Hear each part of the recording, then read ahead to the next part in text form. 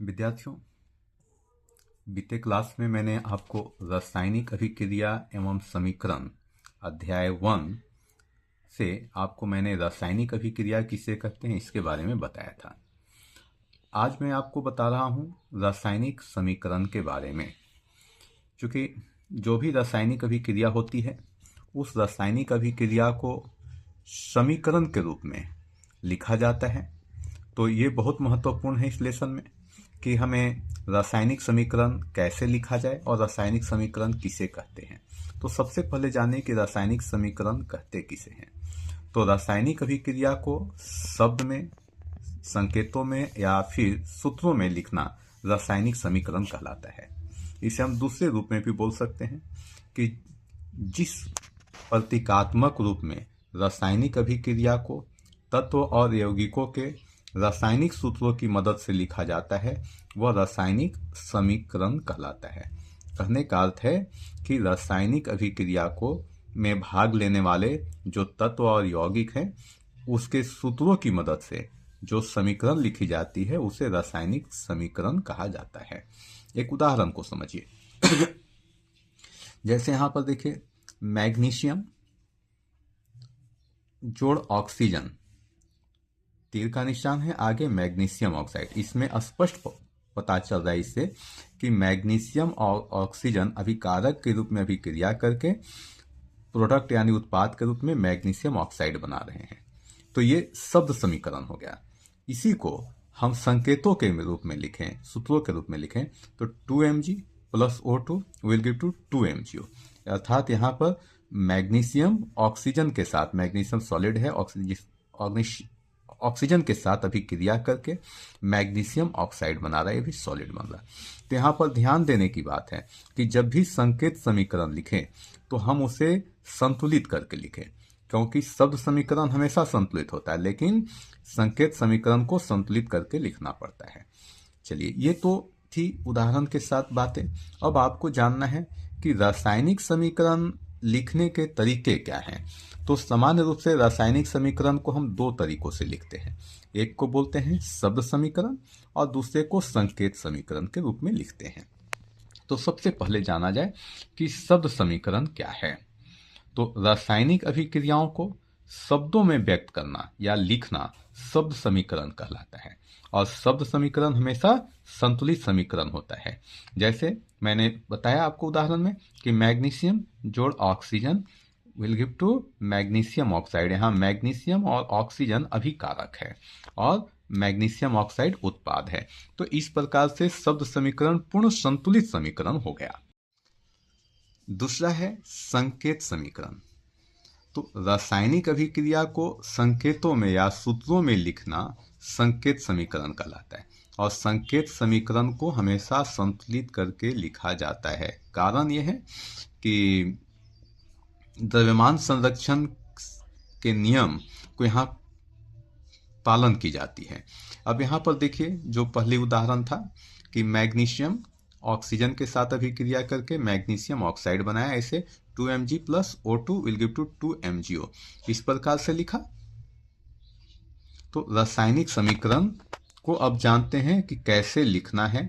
तो सबसे पहले समझिए रासायनिक समीकरण को लिखना कैसे है। तो रासायनिक समीकरण लिखते समय हमें कुछ निम्न प्रक्रिया पर ध्यान देनी है, निम्न बातों पर ध्यान देना है। सबसे पहला है कि कोई भी रासायनिक अभिक्रिया होता है तो हम उसे सबसे पहले उसका शब्द समीकरण बनाएं। सबसे पहला क्या करें, उसका शब्द समीकरण बनाएं। उसके बाद हम उसकी रासायनिक संकेत समीकरण लिख सकते हैं। तो सबसे पहला काम है कि रासायनिक अभिक्रिया को शब्दों में समीकरण बनाकर लिखें। अब नेक्स्ट है इसी में कि समीकरण लिखते समय अभिकारक और उत्पाद के बीच में तीर का निशान लगाते हैं। कई बार दोनों तरफ तीर का निशान लगता है, इसका मतलब है कि अभिक्रिया दोनों तरफ से हो रही है। तो चलिए अब आपको बताते हैं कि अभिकारक आखिर कहते किसे हैं। अभिकारक जिसे रिएक्टेंट भी बोलते हैं। तो रासायनिक अभिक्रिया में भाग लेने वाले तत्वों या यौगिकों को अभिकारक कहते हैं। रासायनिक अभिक्रिया में भाग लेने वाले तत्वों और यौगिकों को अभिकारक कहा जाता है। और ध्यान देना है कि एक से अधिक अभिकारकों के बीच में प्लस का चिन्ह लगाते हैं, यानी जोड़ का चिन्ह लगाते हैं। इसी तरह से हम उदाहरण के रूप में दिखा सकते हैं, जैसे आप देखें 2mg प्लस O2, तो ये अभिकारक है, 2mg और O2 अभिकारक है। आगे इसमें हम लोग एरो लगाएंगे तो क्या बन जाएगा, 2mGO, यह उत्पाद है। अब जाने उत्पाद के बारे में। उत्पाद यानी प्रोडक्ट, उत्पाद यानी प्रोडक्ट। तो रासायनिक अभिक्रिया के दौरान बनने वाले नए पदार्थ उत्पाद कहलाते हैं। तो रासायनिक अभिक्रिया में बनने वाले नए प्रोडक्ट उत्पाद कहलाते हैं। ठीक है, यह तीर के निशान के दाईं ओर होता है, यह तीर के निशान के दाईं ओर होता है। तो एक से अधिक उत्पादों के बीच में प्लस का चिन्ह लगाते हैं। एक से ज्यादा उत्पाद बन जाएगा तो उसमें प्लस का चिन्ह लगाते हैं। एक से अधिक उत्पाद बन रहे हो तो उत्पाद, दो उत्पादों के बीच में, तीन उत्पादों के बीच में क्या करना है, प्लस का चिन्ह लगाना होता है। जैसे एग्जांपल में देखिए, जैसे CaCO3 कैल्शियम कार्बोनेट है और इसे जब हीट करेंगे तो इससे बनेगा CaO प्लस CO2। तो यहाँ पर CaO और CO2 दो उत्पाद बन गया, इसलिए इन दोनों के बीच में प्लस का चिन्ह लग गया। तो इस प्रकार से लगा करके लिखना है। अब चलते हैं आपको कि शब्दों को रासायनिक सूत्रों में बदलना। अब तीसरा काम है कि शब्दों को रासायनिक सूत्र में कैसे बदला जाए। तो जो हमने शब्द समीकरण लिखा जिसमें तत्व और यौगिक हैं, तो उन तत्वों यौगिकों का क्या सूत्र है। जैसे मैंने आपको बताया था कि मैग्नीशियम ऑक्सीजन के साथ अभिक्रिया करके मैग्नीशियम ऑक्साइड बन रहा है, जो शब्द के रूप में लिखा गया। तो मैग्नीशियम का संकेत क्या होता है, Mg, तो Mg लिख लिया। ऑक्सीजन का संकेत क्या होता है, O2। मैग्नीशियम ऑक्साइड क्या बन रहा है, MgO। तो ये जान गए। अब इसे हम संकेत के रूप में लिख देते हैं। तो क्या लिखें, Mg plus O2 will gives you MgO। अब यहां पर देखिए, क्या यह संतुलित है, एरो के बाईं ओर, एरो के दाईं ओर, क्या दोनों तरफ तत्व बराबर हैं, नहीं, यानी यह असंतुलित है। तो इसे हमें संतुलित करके लिखना है, यानी संकेत समीकरण को संतुलित करना, ये चौथा काम है। तो देखिए, समीकरण के दोनों ओर प्रत्येक तत्व की परमाणु की संख्या क्या होनी चाहिए, बराबर होनी चाहिए। हम फिर से उसी को लिखते हैं, यानी असंतुलित समीकरण क्या है, Mg plus O2 will gives you MgO। अब देखिए यहां पर जो संतुलित कैसे करेंगे, तो संतुलित क्या कर रहे हैं, तो 2Mg plus O2 will gives you 2MgO। आप देखिए बाईं ओर 2 मैग्नीशियम है, ऑक्सीजन 2 एटम्स है। अब इसी की दाईं ओर देखें तो 2 मैग्नीशियम 2 ऑक्सीजन यहां भी है, क्योंकि ये 2 से मल्टीपल है। तो इस प्रकार से ये क्या हो गया, संतुलित समीकरण बन गया।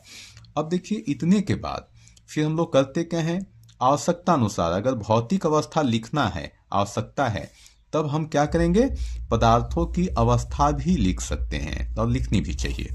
जैसे ठोस जिसे सॉलिड बोलते हैं उसके लिए S, द्रव्य लिक्विड बोलते हैं उसके लिए L लिखते हैं, गैस उसके लिए G लिखते हैं, और जो जलीय होगा यानी एक्वस होगा उसके लिए AQ लिखते हैं, और क्षेप होगा तो उसे PPT लिखते हैं, यानी प्रेसिपिएट आदि लिखा जाता है। अब यहाँ पर देखिए हम उसी समीकरण पर आते हैं। 2Mg यहाँ पर ये सॉलिड है इसलिए S लिखा, O2 गैस है इसलिए G लिख दिया, 2MgO प्रोडक्ट में बन रहा है, यह सॉलिड बन रहा है तो इसलिए S लिख दिया। छठा जो कार्य है यानी आवश्यक शर्तें वह क्या है, यदि है तब, जैसे ताप, दाब या उत्प्रेरक को दर्शाना हो तो हम लोग तीर के ऊपर या नीचे इसे दर्शाते हैं। तीर के ऊपर लिखने का मतलब ये होता है कि उसकी उपस्थिति में अभिक्रिया हो रही है।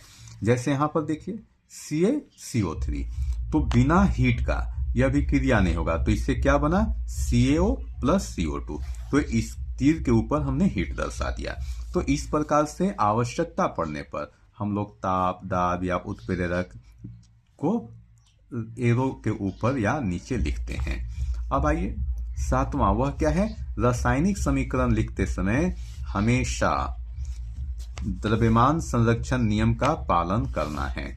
यानी द्रव्यमान संरक्षण का नियम नहीं पालन करेंगे तो गड़बड़ हो जाएगी। द्रव्यमान संरक्षण नियम क्या कहता है कि किसी भी रासायनिक अभिक्रिया में न तो तत्वों के द्रव्यमान का सृजन हो सकता है और ना ही उसका विनाश हो सकता है। तो स्वाभाविक है कि जब ना सृजन होगा ना विनाश होगा तो दोनों तरफ यानी एरो के बाईं ओर एरो के दाईं ओर तत्वों की संख्या समान होगी, उसकी द्रव्यमान समान होगी। आज के लिए इतना ही। तो आप वीडियो का सब्सक्राइब करें, कमेंट करें। सब्सक्राइब करेंगे तो आपको इसकी नोटिफिकेशन सबसे पहले पहुंचेगी और उससे आपको नए नए वीडियो की जानकारी मिलेगी। धन्यवाद।